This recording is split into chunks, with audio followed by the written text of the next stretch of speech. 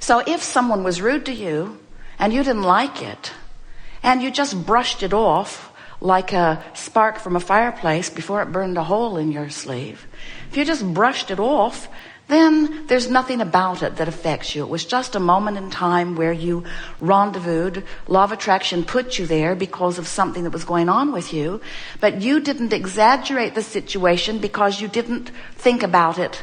You didn't ponder it. You didn't wonder what the ulterior motives were. You didn't discuss it with someone else. You didn't blog about it. You didn't email. You didn't write an article about it. You didn't put it in your journal. You didn't write it in your diary. You didn't make a computer note of it. You didn't make a captain's log of it.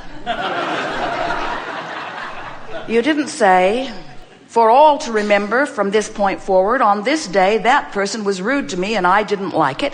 You didn't make a big deal about it. And because you didn't make a big deal about it, you didn't practice the vibration of it. And so you've brushed it off. And now, if you just brushed it off, then someone pretty much like that is going to show up pretty often in your experience because there's something going on in your vibration that attracts people like that showing up in your experience. They won't come more and they won't come less. They'll keep coming just like they've been coming because it happened and you just brushed it off. But if it happened and it made you feel bad and you pondered it for a moment, during the first few seconds of that, you launched a few rockets into your vortex of creation. You launched rockets that say, I deserve to be respected and I want to be respected and I want to treat others with respect and I want to feel good about life and I like to feel secure and I want to be secure in my experience and I want to be an emanator of love and I want to be an attractor of love and I want to experience the well-being that I was born and I want to know my worthiness. In other words, like rapid fire rockets going into your vibrational escrow. So now, all of that happened in the moment of your perception of being mistreated. But now, because you've launched all those rockets, just like in the previous statement that we offered to you, you launched the rockets, they were rude, you're experiencing the opposite of what you want, and in the moment this problem occurred, you put a solution into your vibrational reality, which is what precedes all realities. Another way of saying it is, you expanded because of this exposure to this person that you perceive to be treating you in a rude manner. But this time, you don't just flick it off. You don't just pretend that it didn't bother you. This time, you acknowledge that hurt. I felt negative emotion, which means I've got a habit of attraction that doesn't mesh with the pattern of attraction that I would like to be. In other words, I'm attracting rude people. It happens every now and again. I must have something in the mix of me that could be cleaned up, that would then leave me in a better creative stance. So you don't brush it off and you don't make it worse. You make it better. You give them the benefit of the doubt. You say something like, this wasn't personal. Their rudeness was emanating from their disconnection. And I rendezvoused with it because I'm a vibrational match to it, but I don't want to be. I don't want to be a vibrational match to rudeness because I'm mostly nice and most people I know are nice. And we want to get along and we don't need everybody to behave in exactly the same way for us to get along. I want to be a liver of unconditional love. I want to be able to look at people and when they're rude, I want to love them and think to myself, not necessarily engage them in conversation. I want to think to myself, you're having a hard day, and I wish a better day for you. And I wish a different rendezvous for me. So, thanks for the update. Thanks for the update about my vibrational stance. And thanks for helping me focus more specifically in the direction of who I really am and who you really are and what I really want and what you really want. Thanks for the update. And now, because of this encounter, you shifted your vibration. Your point of attraction has changed. You now have far less probability of running into somebody like that again. In other words, you're going to have to go looking for it to find something like that. Now, later that day, you could be with another friend because you've been attracted for another reason. You could have already had a previous engagement. So you sit down, you're having a conversation, you're enjoying them, You notice a little furrow in their brow. You wonder what's wrong. They psychically pick up on your wondering. They read your body language. They see you as someone who's empathetic. And they think, this is someone that I can reveal to. And then they say, something very troubling happened to me. Now, you could flick it off. You could flick it off. You could get up from the table and run away fast. You could feel defensive. You could feel warning. You could feel uncomfortable. You could want to head it off. Or you could let it come as a consequence of your natural attraction. You could let this person vent to you, because in the venting of this person's problem, in the moment of the activation of the problem, you are going to launch an equal and equivalent solution. So you're going to benefit from this interaction no matter which way it goes, really. But then, once you launch the rocket, you've got some decisions to make. You can ignore it, which means you'll stay right there, and this friend will vent to you on a regular basis, and others probably too.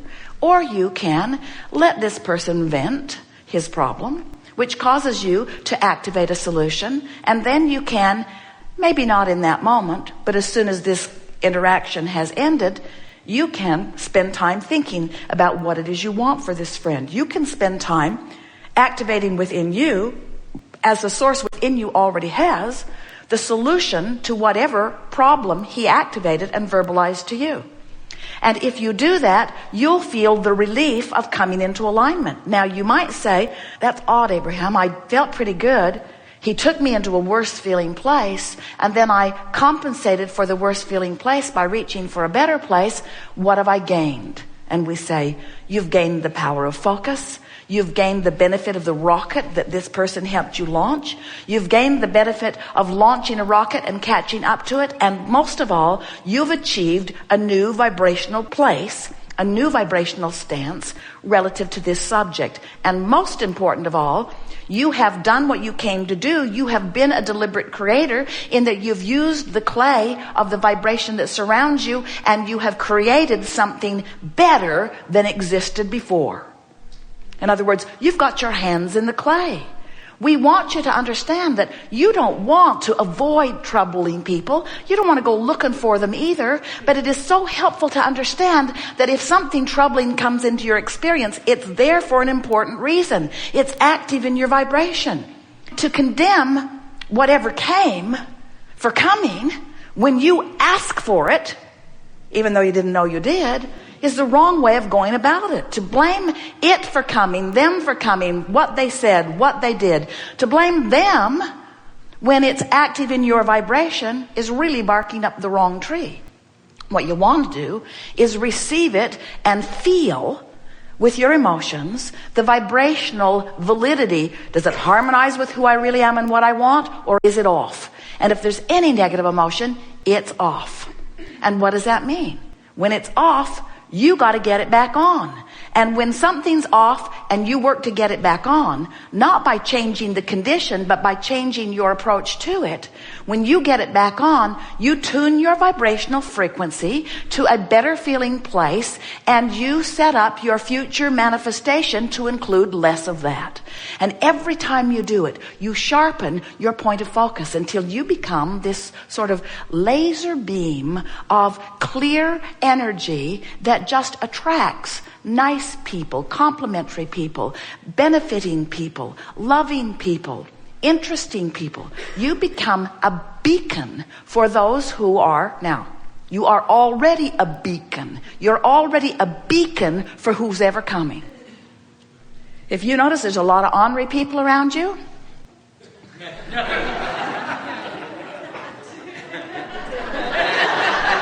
you're a beacon. If you notice there are a lot of needy people around you, you're beckoning them in. So if needy people come to you, does that mean you're needy? No, it means needy's active in you. It means you're noticing needy. Don't want needy. Or want to help needy. In other words, whatever's coming is coming for a reason, and you're the reason. Your thoughts and how you feel. Your words and how you feel. Your behavior and how you feel. So when you come to a gathering like this, we assume, we know, You come because you want to become more deliberate in your point of attraction. Because that's what creating is. Creating is attracting. Creating is adjusting your vibration for what it will attract. It's adjusting your point of attraction. It's not about getting good at identifying and going after. It's about getting good at identifying and practicing the vibration of wanted rather than not wanted. And the two work so well together, because every time your life experience shows you something that you personally consider to be a problem, in precisely the same moment of your awareness of the problem, an equivalent solution is born. Some say, well, where is it? And we say, well, it's a vibrational solution. It's a thought. It's an energy. It's a vibration you can feel. It's something that you can know with your emotion that you may not be able to justify through your vision of how it is unfolding. In other words, you're accustomed to noticing what is in this reality that you call reality. I can see it. I can hear it. I have physical senses that define it. So I can easily define the problem. And when the solution shows up, I will easily be able to define the solution. I know what the cure to polio now is. But what we want you to understand is that there is a solution that precedes all manifestation that is, as far as we are concerned, as we stand over here in your vortex of creation, in your vibrational reality, there is a solution that is already here. And while you can't see it, you can know it. So what we are suggesting to you is that if you could just ratchet back a little bit your need to see your solutions, and you could be willing to look forward with your emotions to feel the solutions. I know the solution is there. So we've been playing with this for a while. We've been talking about this vortex of creation. And we've been telling you that when you have negative emotion, you're not in the vortex. And when you feel positive emotion, you are in the vortex. In other words, the better you feel, the more you are in vibrational sync with who you really are. So Esther's really been thinking about this every spare moment. She's been thinking about, Abraham says that this vortex of creation, where they stand and where the larger part of me is and where everything I want is, Abraham says that is present tense for them. But me in my physical form, who is used to looking for what's manifested that others can see, historically documented, pigeonholed and cataloged, I'm used to calling this present tense. But Abraham says this is past tense from their point of view. And so then Esther says, oh, I'm going to get my thoughts around this. I'm going to see what's in that vortex. So she began visualizing, trying to imagine it. And we said, Esther, if you will not try so hard to see what you cannot yet translate with your eyes, if you will feel it, if you will feel for it, rather than need to make it the physical reality that can be seen, feel for it. So how does that translate? Well, feel for the well-being of your physical body rather than the visual. That's all right. If you can see the visual, good for you. But if when you reach for the visual, you see what is, it's not helpful.